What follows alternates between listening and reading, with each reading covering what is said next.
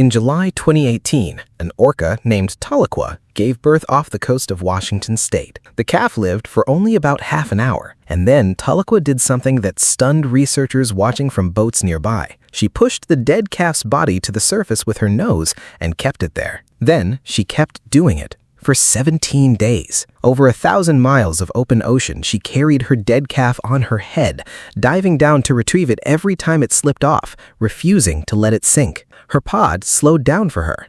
They took turns helping her carry the body when she got too exhausted to hold it up herself.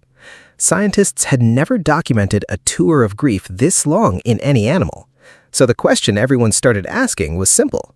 Was Tahlequah actually grieving, or were researchers just projecting a human emotion onto an animal that was running on pure instinct?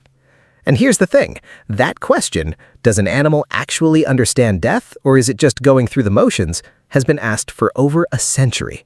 But the answer researchers are landing on now is a lot more complicated than a simple yes or no. Let's start with elephants, because elephants might be the clearest case we have. In Amboseli National Park in Kenya, researchers have spent decades watching how elephants respond to the bodies of other elephants, including elephants they've never met. When a herd comes across elephant bones, even bones that have been sitting in the sun for years, they stop. They go quiet. They touch the skull and the tusks with their trunks slowly, almost the way you'd trace the edge of something fragile. Some elephants have been seen returning to the exact spot where a family member died, years later, and standing there in silence. Researcher Cynthia, who has studied this population since the 1970s, documented a case where a matriarch named Eleanor collapsed and died. Over the following days, elephants from several different family groups, not just her own, came to visit the body. One female, named Grace, tried to lift Eleanor back onto her feet using her tusks. When that failed, Grace stood guard over the body through the night. This wasn't her mother. It wasn't even her herd. Now, you could argue this is just elephants investigating something unfamiliar. Animals are curious about carcasses all the time. But here's what breaks that explanation. Elephants don't respond this way to the bodies of other species. They'll walk right past a dead buffalo or a dead lion without slowing down.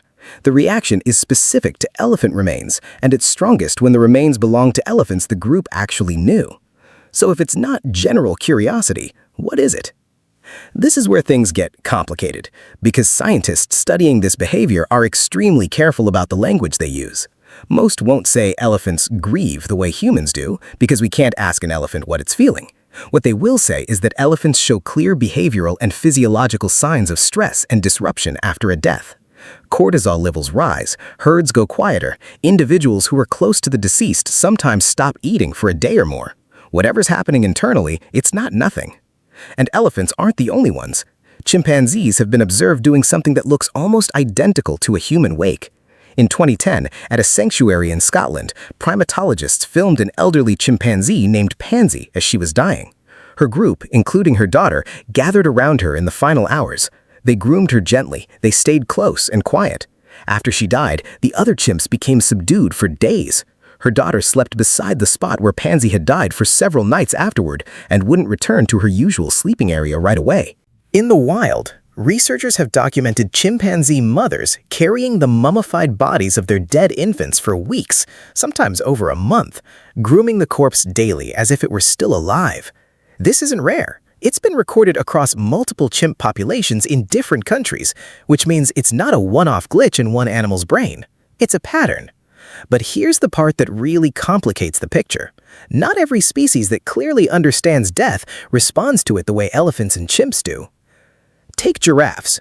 In 2010, researchers in Kenya watched a giraffe mother stand over her dead newborn calf for 4 straight days, barely eating, occasionally nudging the body with her nose.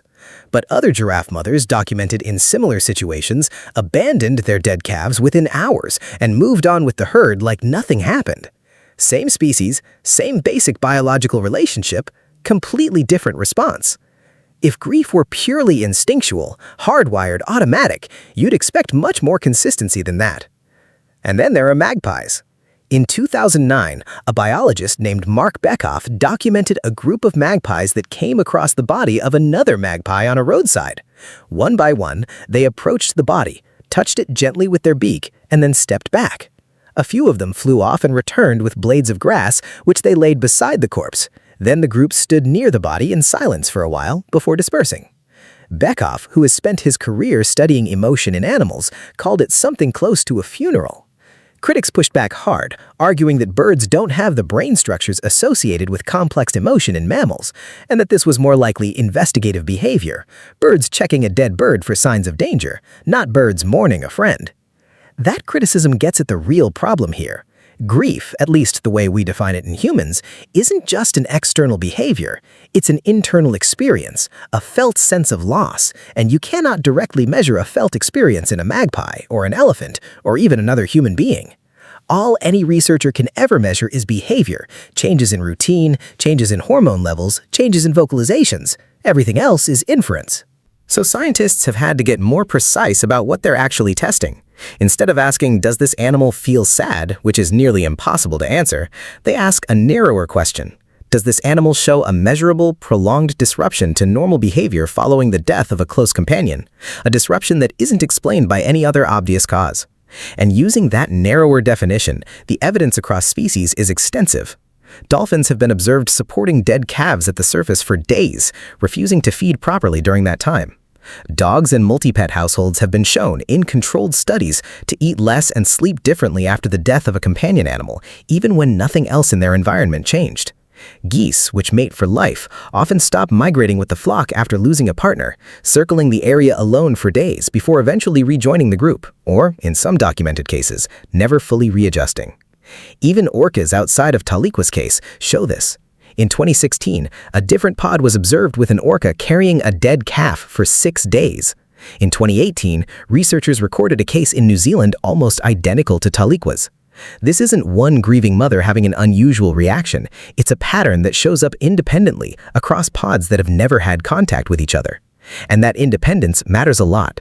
When the exact same unusual behavior shows up in unrelated populations that never learned it from each other, that's a strong signal it's not a cultural fluke, it's something built into the biology. Here's what might be going on underneath all of this. Attachment, the bond between a parent and offspring, or between long-term social partners, isn't unique to humans. It runs on the same basic neurochemistry across most mammals. Oxytocin, dopamine, the same reward circuitry that makes social bonds feel good in the first place.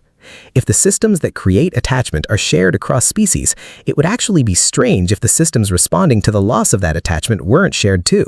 You don't get one without some version of the other.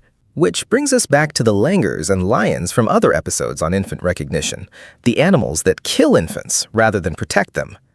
And that's actually the key to understanding grief properly.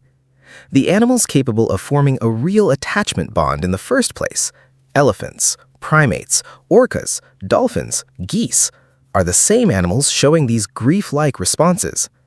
The animals that don't form strong individual bonds, most reptiles, most fish, show essentially no comparable behavior around death. That correlation is consistent, and it's not an accident. So, does an elephant standing over bones for an hour feel the same internal experience as a human standing at a grave? Nobody can honestly answer that, and any scientist who claims certainty either way is overstating the evidence. But the behavioral pattern, the disrupted routines, the physical distress responses, the specific and prolonged attention paid to the dead, especially the dead that were once close, shows up again and again in species that evolved attachment for the same underlying reason we did: to keep vulnerable offspring alive and social groups intact. Tahlequah eventually let her calf go on the 17th day, somewhere off the coast of Vancouver Island. Researchers who had been tracking her that entire time described her afterward as swimming differently, faster, more socially engaged with her pod again, almost like something had lifted.